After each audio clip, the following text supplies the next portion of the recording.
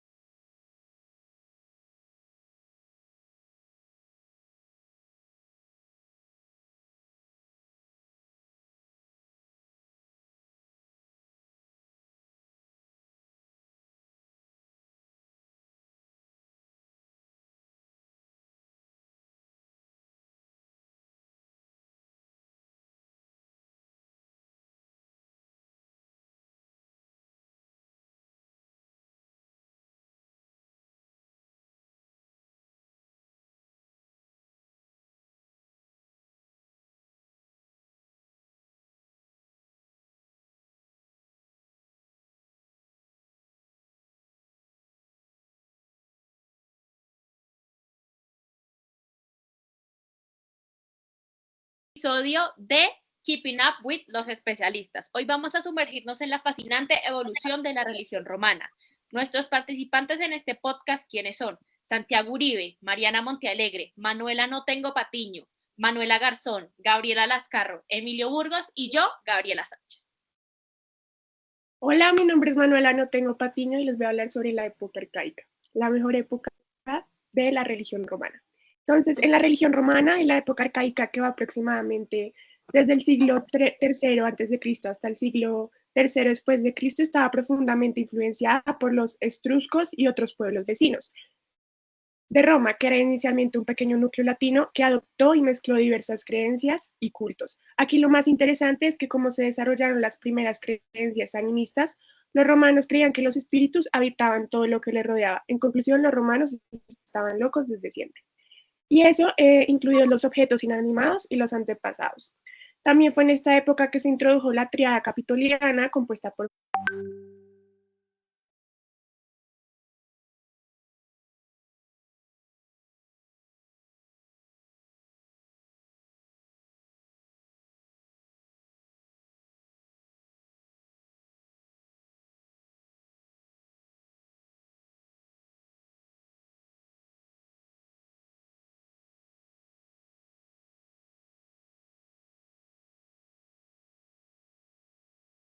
Júpiter, Juno y Minerva, que jugaría un rol central en la vida religiosa de los romanos.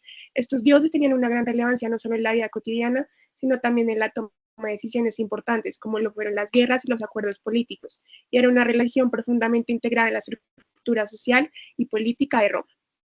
Sí, pero que no se te olvide que también entraban ahí todos los problemas de la mitología desde el inicio de Cronos, como Júpiter destronó a Cronos y que ya luego entró la época de oro, que fue donde se supone que todos los humanos empezaron a existir, ya luego se desarrolló la de hierro, la de bronce, donde todo esto buscaba identificarnos con algún tipo de Dios supremo, desde como los conocimientos de Júpiter, sus hermanos Neptuno y Plutón, que luchaban contra los titanes y cómo buscaban defender a los humanos, pero después castigarlos por ciertas faltas de respeto que le tenían a sus creencias. Bueno, gracias Manuel y Manuela No Tengo por esas eh, adiciones de información. Ahora sigo yo diciendo que algo que es realmente fascinante es que los romanos no tenían un cuerpo de doctrinas como las religiones monoteístas actuales, sino que esta se trataba de una religión práctica basada en rituales y todo giraba en torno a los cultos, tanto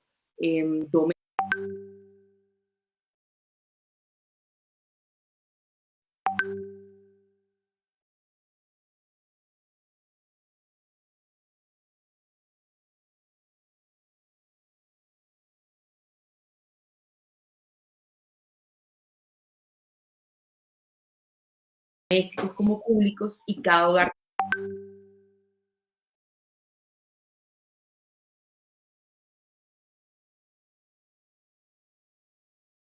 tenían su propio culto a los lares y penates, los dioses protectores del hogar, mientras que los cultos públicos promueven el respeto al Estado y el patriotismo.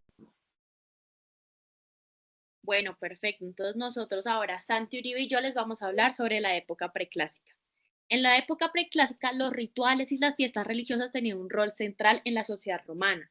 Por ejemplo, las famosas fiestas de Lupercalia, que se celebraban el 15 de febrero, eran en honor a Lupercus, que era el dios que protegía los rebaños de los lobos. Se sacrificaba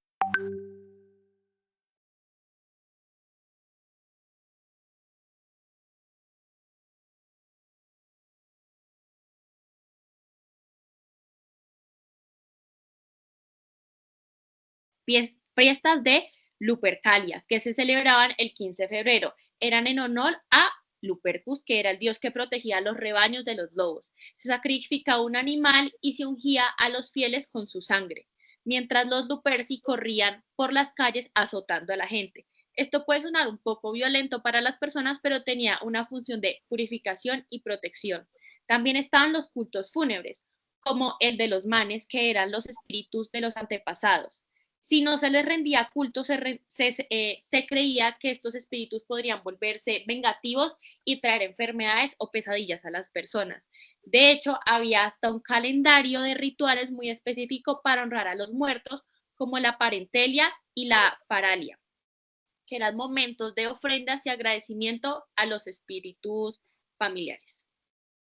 No, sí, como dijo Gabriela, y pues antes adicionando algo de Manuela no tengo, es que esto era prácticamente una locura para lo que consideramos ahora tanto Europa como América, aunque estos tipos de rituales se pueden seguir utilizando en tribus nómadas en países como Bangladesh.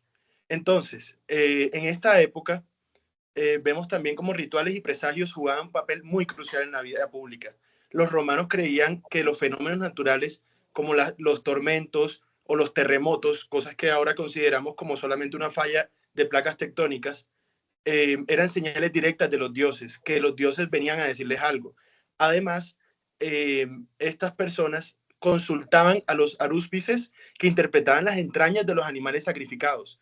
Les sacaban, pues, las entrañas y creían que con esto podían saber muchas cosas y lo hacían antes de tomar cualquier decisión importante. Se basaban mucho en esto, en la religión, para tomar temas importantes como si fuera política o militar. Bueno, entonces, luego de esto ya llegamos como a la época clásica. Entonces, en cuanto a la religión, digamos que los romanos veían como la religión como una parte integral y práctica de su vida, como diaria. Era principalmente politeísta y ritualista, que se centraba como en la adoración de múltiples dioses y en la realización de rituales preciosos como para mantener la favorabilidad de los dioses. Entonces, también creían como que toda su fortuna dependía de su piedad y de mantener como esas buenas relaciones con los dioses, y no se basaba tanto como en la fe o en dogmas, sino como en la correcta ejecución de aquellos rituales.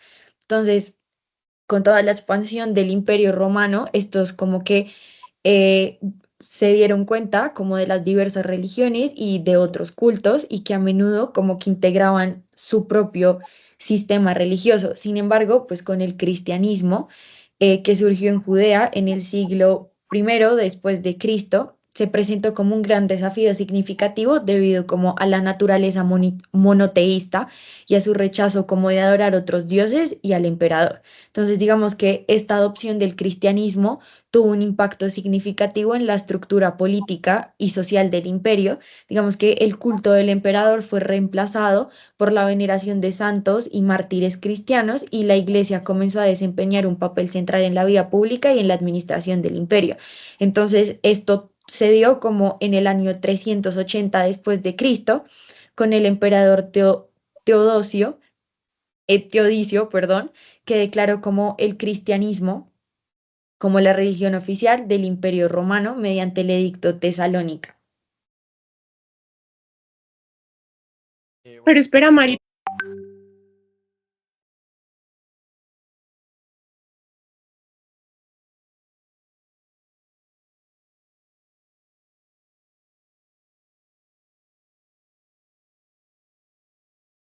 te faltó decir algo, que también la religión romana en esa etapa sigue siendo muy tolerante con las creencias extranjeras y todo lo relacionado. Adquirieron muchos elementos de la mitología griega y adoptaron dioses como Apolo y adoptándose a su propio panteón. Además surgió una mezcla de religiones orientales como el culto a Isis, que llegó desde Egipto, y al de Cibeles, que llegó desde Asia Menor. Complementando con lo que dice Mariana, inicialmente los cristianos fueron perseguidos por su negativa participación en los rituales religiosos romanos y por su creciente influencia. Sin embargo, con el tiempo, el cristianismo ganó adeptos, incluyendo a miembros influyentes de la sociedad romana. Un punto de inflexión importante fue el Edicto de Milán en el año 313 después de Cristo, emitido por el emperador Constantino, que legalizó el cristianismo y también permitió la libertad de culto. Aunque Gabriela, antes de esto hay que recordarte que en el 64 después de Cristo, el emperador Nerón los acusó sin justa causa de haber quemado, de hacer un incendio en Roma, los cuales fueron 4 de los 14 distritos de Roma que fueron completamente destruidos y otros 7 resultaron gravemente heridos. Esto, según muchos rumores y especialistas en el tema, así como nosotros, Nerón los culpó, aunque al parecer no fue así. Ellos no hicieron nada, sino que el Nerón mismo había hecho este incendio y les echó la culpa a los cristianos para que no le echaran la culpa a él. Esto lo hizo para empezar sus propios diseños y la construcción de su lujoso palacio. Bueno, siguiendo con lo que dijo Gabriela, pasa algo que dice el Concilio de Nicea, en el 325 después de Cristo, en el cual Constantino evoca como un concilio con el objetivo de unificar las doctrinas cristianas para condenar el arrianismo, convirtiendo el cristianismo en una religión con jerarquía y con dogmática definida. Posteriormente a esto viene lo del Edicto de Tesalónica en el 380 después de Cristo, con un Roma bajo el emperador. Ay, güey.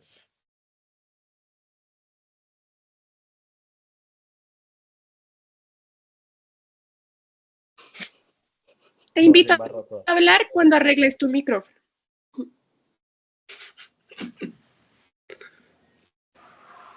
Y si lo recortan hasta la parte que llegó y termino yo con mi parte y ya. Pero es que igual, no, o sea, igual íbamos mal de tiempo. Por eso Vamos Pero, muy pero oigan, al final deberíamos decir, pero bueno, llegamos a la época postclásica, parentesco cognaticio, todas podemos heredar las cosas, por fin, ¿no? Una cosa así rara, terminar chistoso y luego bloopers, ya. El tiempo no da. No importa, ¿Cuánto? un minuto más, no importa. No, o sea, antes de que Emilio la embarrara, quedó como 20 segundos, 30 segundos, no queda más. O sea, no alcanzaba a terminar, no alcanzan a terminar. Tienen que hablar más rápido y no tener tantas muletas como porque pierden mucho tiempo y se nota mucho.